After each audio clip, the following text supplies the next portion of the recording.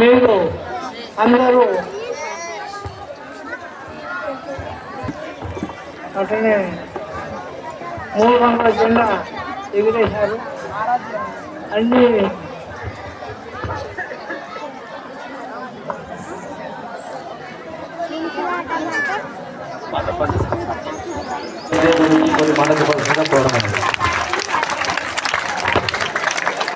Republic day సెలబ్రేషన్స్కి ఇచ్చేసినటువంటి పేరెంట్స్కి, ఉపాధ్యాయ బృందానికి,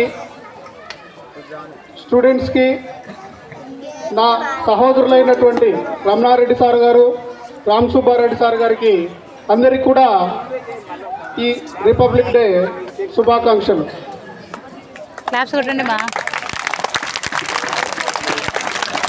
మనకు స్వాతంత్రము వచ్చిన తర్వాత మనము మన దేశాన్ని పరిపాలించుకోవడం కోసమై 3 సంవత్సరాలు కష్టపడి ఒక కమిటీ అనేది ఏర్పాటు చేసుకొని ఒక రాజ్యాంగాన్ని నిర్మించుకోవడం అనేది జరిగింది. ఆ రాజ్యాంగము అనేది చాలా అతి పెద్దది. రాజ్యాంగంలో ఉన్నటువంటి నియమ నిబంధనల ప్రకారము మనము మన దేశాన్ని, దేశ నాయకులు అనేటువంటిది పరిపాలిస్తున్నారు. కాబట్టి ఎందరో దేశ నాయకులు కష్టపడి మనకు ఈ స్వాతంత్రాన్ని తెచ్చిపెట్టడం అనేది జరిగింది. వారి కష్ట ఫలితమే మనం ఈరోజు స్వేచ్ఛా జీవితాన్ని అనుభవిస్తున్నాము. ముఖ్యంగా విద్యార్థులను కోరుకునేది ఒకటే, మీరు క్రమశిక్షణతో కూడుకున్నటువంటి విద్యను అభ్యసించినప్పుడే మీరు మంచి పొజిషన్లోనికి వెళ్ళడానికి అవకాశాలు ఉంటాయి. ఇక్కడ మీరు మంచిగా చదివితే జీవితంలో మంచి స్థానంలోకి వెళ్ళగలుగుతారు. చదవలేక ఈ సెల్లులకు ప్రలోభపడి ఇంటి దగ్గర వెళ్ళిన తర్వాత ఇక్కడ స్కూల్లో చెప్పినటువంటి విషయాల మీద దృష్టి సారించకపోతే ఎటువంటి ఫలితం అనేది ఉండదు. మీరు ముఖ్యంగా ప్రైవేట్ స్కూల్కి వస్తున్నారు. ప్రైవేట్ స్కూల్కి వస్తున్నారంటే ఫీజులు కట్టి ఇక్కడ చదువుతున్నారు. ముఖ్యంగా మీరు స్కూల్ వాళ్ళు, ఇక్కడ టీచర్స్ కష్టపడాలి, విద్యార్థులు ఇంటికి వెళ్ళిన తర్వాత కష్టపడాలి. వాళ్ళు చదువుతున్నారా లేదా పేరెంట్స్ యొక్క దృష్టి కూడా పిల్లల మీద ఉండాలి. మనం ఎంతసేపు ప్రైవేట్ స్కూల్కి పంపిస్తున్నాం కదా అని భారం అంతా స్కూల్ వాళ్ళ మీద పెడితే ఫలితం అనేది ఉండదు. ఖచ్చితంగా వచ్చినటువంటి పేరెంట్స్ తెలుసుకోవాల్సింది ఏంటంటే, ఇంటికి వచ్చిన తర్వాత మీ పిల్లలు చదువుతున్నారా లేదా, ఎటువంటి మార్గంలో నడుస్తున్నారు, బయట ఏ విధంగా ఉన్నారనేటువంటిది గమనించుకోవాల్సినటువంటి బాధ్యత మీ మీద ఉంది. తర్వాత మనము స్కూల్ పెట్టినప్పటి నుంచి కూడా మంచి ఫలితాలను అందిస్తున్నాము. కాబట్టి ఈ సంవత్సరం కూడా మనము లీడ్ ప్రోగ్రామ్ అనేది కండక్ట్ చేస్తూ పిల్లలకు ఎడ్యుకేషన్ అనేది ఇంకా దగ్గరికి చేర్చాలనే ఉద్దేశంతో మనం ఇంప్లిమెంటేషన్ చేస్తున్నాము. కాబట్టి పేరెంట్స్ అనేటువంటి వాళ్ళు మీరు మీ పిల్లల యొక్క శ్రద్ధ ఉన్నప్పుడే మంచి ఫలితం అనేది ఉంటుంది. కాబట్టి ఇప్పటికే లేట్ అయింది కాబట్టి ఇంకా ప్రోగ్రామ్ మనం కల్చరల్ ప్రోగ్రామ్స్ జరుపుకోవాలనుకుంటున్నాం. కాబట్టి ఇంకోసారి ఈ రిపబ్లిక్ డే శుభాకాంక్షలు తెలియజేస్తూ జై Hind. Okay sir, thank you sir, thank you for valuable speech. Sir గారు రమణారెడ్డి సార్ గారిని మాట్లాడుతుండగా పురమైంది. వేదికను అలంకరించేటువంటి మా పార్ట్నర్స్ అయినటువంటి ప్రధానోపాధ్యాయులు K Venkateswarlu, correspondent T Ramasubba Reddy గారు, మరియు ప్రియమైన విద్యార్థులు మరియు వారి యొక్క తల్లిదండ్రులకు మా యొక్క 77వ శుభాకాంక్షలు. ఎందరో కొన్ని వేల మంది ప్రాణాలు అర్పించిన తర్వాత వచ్చినటువంటిది స్వాతంత్రం 1947 తర్వాత మన దేశానికి కావాల్సినటువంటి హక్కులు చట్టాలను దాని కొరకు ఒక రాజ్యాంగాన్ని ఏర్పాటు చేయడం జరిగింది. కాబట్టి ఆ రాజ్యాంగము ఎంతమంది సభ్యులు ఉన్నది కూడా చాలామంది ఉన్నారు. దానికి రాజేంద్ర ప్రసాద్ అధ్యక్షుడిగా ఉన్నారు. కాబట్టి ఆ రాజ్యాంగంలో హక్కులు చట్టాలు ఎలా ఉండాలి అనేటువంటివి చక్కగా నిర్దేశించడం జరిగింది. కాబట్టి వాళ్ళు తెచ్చేటువంటి స్వాతంత్రాన్ని ఇక్కడ ఉన్నటువంటి భావి భారత పౌరులైనటువంటి విద్యార్థులు కూడా ఈ దేశానికి మంచి పేరు తేవలసిందిగా కోరుతున్నాము. అలాగే ఈ యొక్క పాఠశాలలో గత సంవత్సరం 10th క్లాసులో 586 మార్కులు వచ్చినవి. ఒక్క హిందీలో మాత్రమే తక్కువ వచ్చినాయి. ప్రతి దాంట్లో 100కి 100, 99 అలాగ వచ్చి హిందీలో 82 రావటం వలన మనకు స్టేట్ 7th ర్యాంక్ వచ్చింది. అదే హిందీ యాక్చువల్గా 99 వస్తాయి అబ్బాయికి. మరి దిద్దడం ఎలా దిద్దారో అది మా దురదృష్టమో ఏంటో. అబ్బాయికి హిందీలో 95 వచ్చింటే కూడా స్టేట్ 2nd ర్యాంకులో ఉండేవాళ్ళం. అంటే 598లో ఉండేది మా మార్కులు. మ్యాథ్స్లో 100, తెలుగులో 100, సైన్స్లో 100. ఒక్క హిందీలో 82 రావటం వల్ల అదే 95 వచ్చినా కూడా మేము స్టేట్ 2nd ర్యాంకులో ఉండేవాళ్ళం.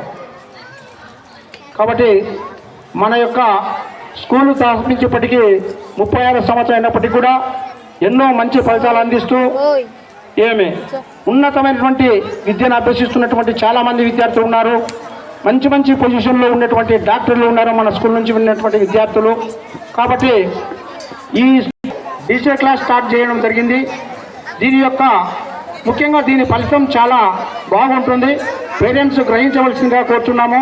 ఎందుకంటే ఇప్పుడుండే టెక్నాలజీకి తగ్గట్టు పిల్లలు ఈ డిజిటల్ క్లాసెస్కు సంబంధించినటువంటి ఎడ్యుకేషన్ అంతా కూడా కేవలము టీవీ ద్వారా మరియు టీచర్ చెప్పేటువంటి సబ్జెక్ట్ వల్ల ఎక్కువ ఆధారపడి ఉంటుంది. ఒక పిల్లవాడు టీవీ చూస్తూ టీచర్ చెప్పటం వల్ల చాలా ఎక్కువ గ్రహించడానికి అవకాశం ఉందని చాలామంది నిపుణులు చెప్తున్నారు. ఆ ఉద్దేశంతో ఈ సంవత్సరము డిజిటల్ క్లాస్ ప్రారంభించాము. కాబట్టి ప్రియమైనటువంటి విద్యార్థుల తల్లిదండ్రుల నెక్స్ట్ అకాడమిక్కి మీ విద్యార్థులందరినీ కూడా ఈ యొక్క డిజిటల్ క్లాస్లో చేర్పించాలి. మేము ఈ విద్యను అభివృద్ధి చేయడానికి ఇంకా కొత్త టెక్నాలజీ కూడా ఉపయోగిస్తున్నాము. అంటే మనము బంగానపల్లిలో ఒక విప్లవాత్మకమైనటువంటి మార్పును తేవాలి విద్యారంగంలో అనేటువంటి ఉద్దేశంతో ఈ యొక్క డిజిటల్ క్లాస్ కేవలం మన స్కూల్తో మాత్రమే ఉండేది. కాబట్టి తక్కువ ఫీజుతో మీరు ఈ యొక్క పక్క ఉండేటువంటి స్కూల్ వెళ్ళండి, నంద్యాల వెళ్ళండి. మన పక్కన 36 కిలోమీటర్లు ఉన్నటువంటి నంద్యాలలో ఎల్కేజీకి 1,10,000 ఫీజు తీసుకుంటున్నారు. ఎల్కేజీకి 1,10,000, మనకు కట్టేది 10,000. 10,000 అని నేను తక్కువ చెప్పట్లేదు. బట్ ఏంటంటే పిల్లలకు మేము ఇక్కడ ఉన్నటువంటి టీచర్స్ అంతా కూడా ట్రైనింగ్ వాళ్ళే, BA, BEd, TTC. మా దగ్గర ఎవరు అన్ట్రైన్ టీచర్స్ ఎవరు కూడా లేరు. 30 నుంచి అంటే 15 ఇయర్స్ ఎక్స్పీరియన్స్ ఉన్నటువంటి టీచర్స్ అంతా ఉన్నారు. ఎక్కువ ఎడ్యుకేషన్ మీద మేము పూర్తి కాన్సన్ట్రేట్ చేస్తున్నాం. ప్రతి సంవత్సరము మా యొక్క ఫలితాలు కూడా అలాగే ఉన్నాయి. కాబట్టి ప్రియమైన విద్యార్థుల తల్లిదండ్రులు ముఖ్యంగా గమనించవలసిన విషయం ఏంటంటే నెక్స్ట్ డిజిటల్ క్లాస్ అలాగే 5th, 6th, 7th అలాగే కంటిన్యూ అవుతుంది. అలాగే IIT కూడా 6th నుంచి స్టార్ట్ చేశాము. నెక్స్ట్ ఇంకా ఫ్యూచర్లో AI అనేది ఒకటి, డ్రోన్ సిస్టమ్ అనేటువంటి ఇంకొకటి, ఇలాంటి ఎక్స్ట్రా సబ్జెక్టులు కూడా మన స్కూల్లో పెట్టాలంటే ఉద్దేశంతో పేరెంట్స్ యొక్క అభిప్రాయం తీసుకుంటాము. దానివల్ల చాలా ఉపయోగం ఉంది. ఎందుకంటే మనం 10th అయిపోయిన తర్వాత అక్కడికి వెళ్ళే విద్యార్థులు ఇటు IIT కానీ అటు డ్రోన్ సిస్టమ్ కానీ AI సిస్టమ్ కానీ ఇదంతా తెలియాలంటే ముఖ్యంగా మన స్కూల్లో కూడా అలాంటి ప్రోగ్రాం ఏర్పాటు చేస్తాం. దానివల్ల మీకు ఫీజు ఎక్కువ ఉండదు. కేవలం మేము స్కూల్ డెవలప్ చేసుకోవాలి, విద్యార్థులంతా కూడా డెవలప్ కావాలనే ఉద్దేశంతో ఈ యొక్క కార్యక్రమాన్ని మేము తీసుకురావడం జరిగింది. కాబట్టి ఈ విద్యార్థుల తల్లిదండ్రులు కొద్దిగా గమనించి పిల్లల యొక్క భవిష్యత్తును ఆలోచించి ఈ యొక్క డిజిటల్ క్లాస్కు సహకరించవలసిందిగా కోరుతున్నాను. అలాగే మీ యొక్క మీ పిల్లలు ఇంటి దగ్గర ఎలా ఉన్నారు, సెల్లులు చూస్తున్నారు, కొద్దిగా గమనించవలసిందిగా కోరుతున్నాను. పేరెంట్స్ ముఖ్యంగా మీరు సీరియళ్ళు, వాళ్ళు సెల్లులు. కాబట్టి ప్రతి తల్లిదండ్రులు కూడా గమనించాల్సి ఏంటంటే పిల్లోడు ఏడిస్తే వెంటనే సెల్ ఇస్తారు. అరే సెల్లు చూసుకో, నేను టీవీ చూస్తుంటా. ఇలా ఉంది. ఏమన్నట్టే సార్ మావాడు సెల్లు చూస్తాడు, చూడండి సార్ అంటే మేమేం చెప్తాం, మీరు భయం పెట్టాలి. అలాగే బయట ఫుడ్ ఉంది, కురుకురేలు ఇలాంటివన్నీ ఎన్నిసార్లు చెప్పినా కూడా పిల్లలు పేరెంట్స్ కొనిస్తూనే ఉన్నారు. అసలు మా స్కూల్లో మేము అలాంటివి లేకుండా షాప్ కూడా తీసేసినాం. ఎందుకంటే దానివల్ల అది ఒక చెడ్డ పాయిజన్ ఫుడ్. అది ప్రతి పేరెంట్కి చెప్తున్నాం, అమ్మ మీరు దయచేసి అది అవాయిడ్ చేయండి. మీరు తయారు చేసేటువంటి ఫుడ్డు శనక్కాయలు కానీ సంథింగ్ ఏవైనా సరే మీరు పంపించండి పిల్లలతో అని చెప్తే, లేదు సార్ వాడు ఖచ్చితంగా అదే కావాలంటున్నాడు అంటారు. అంటే నష్టపోయేది మీరే. చాలా డ్యామేజ్ అవుతుంది. ఒక 2-3 పిల్లలకు ఆపరేషన్ కూడా జరిగింది. డాక్టర్ గారు చెప్పారట, కేవలం జింక్ ఫుడ్ తినటువంటి ఇలా జరిగింది, దయచేసి దాన్ని అంటే అవాయిడ్ చేయండి అని చెప్పారు కూడా. కాబట్టి పేరెంట్స్ ముఖ్యంగా గమనించాల్సిన విషయం ఏంటంటే బయట ప్యాకెట్లో రూపాయి, ₹1 లాంటివన్నీ ప్యాకెట్లు అమ్ముతున్నారు. దాని మీద ఎక్స్పైరీ డేట్ కూడా ఉండదు. దయచేసి మీరు మీ ఇంట్లో తయారు చేసేటప్పుడు మాత్రమే పిల్లలు పంపించండి. పిల్లల యొక్క ఆరోగ్యాన్ని ఎక్కువగా మీరు శ్రద్ధ వహించాలని కోరుతూ మరొక్కసారి మీ అందరికీ ఈ యొక్క పాఠశాల తరఫున అభినందనలు తెలియజేస్తూ నెక్స్ట్ అకాడమిక్ మీ యొక్క సహకారంతో ఈ పాఠశాలకు అత్యధికంగా అడ్మిషన్ ఇవ్వాలని కోరుతూ నెక్స్ట్ సారి కూడా మా బ్యాచ్ కూడా బాగుంది 10th క్లాసు, నెక్స్ట్ కూడా అత్యధిక మార్కులు తెప్పిస్తామని మరొకసారి విజ్ఞప్తి చేస్తూ దీనికి మీ సహాయ సహకారాలు ఉండాలని మరొకసారి తెలియజేస్తూ ఈ అవకాశం కల్పించిన మీ అందరికీ కృతజ్ఞతలు తెలియజేస్తూ జై హింద్.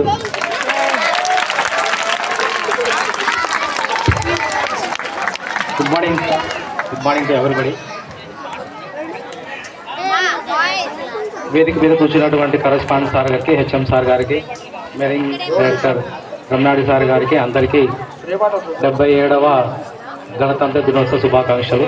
ఇక్కడికి వచ్చినటువంటి పేరెంట్స్ అందరికీ కూడా రిపబ్లిక్ డే శుభాకాంక్షలు విషిస్తూ, ఇక్కడికి వచ్చిన అందరికీ కూడా మనం ఒక 5 నెలల కింద ఇండిపెండెన్స్ డే సెలబ్రేట్ చేస్తున్నాం. మళ్ళీ 5 నెలల తర్వాత మళ్ళీ ఇలాంటిది ఒకటి సెలబ్రేట్ చేస్తున్నాం. ఆగస్టు 15 దాన్ని ఇండిపెండెన్స్ డే అని పేరు పెట్టినాం.